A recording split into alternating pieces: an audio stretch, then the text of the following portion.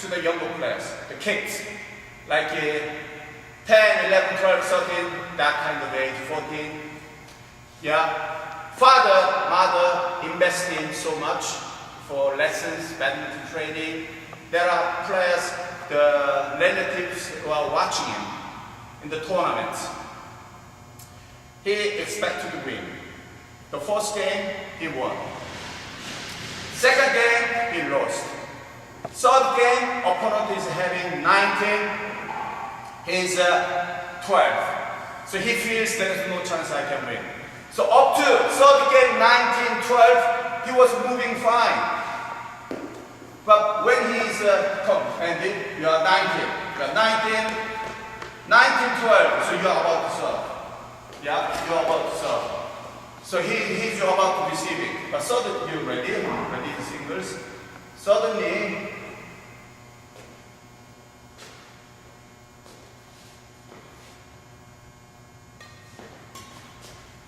he become injured. Why he suddenly become injured? Just before, he was fine.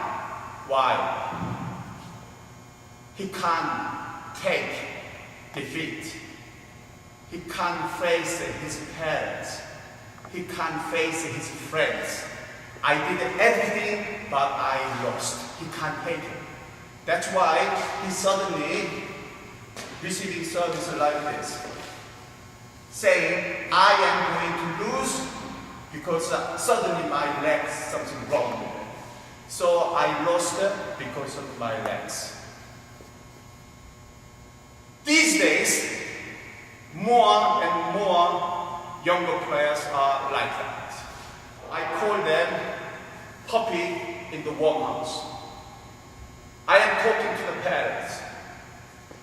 If you, parents, want to make a son tiger in a jungle, then let him be tough.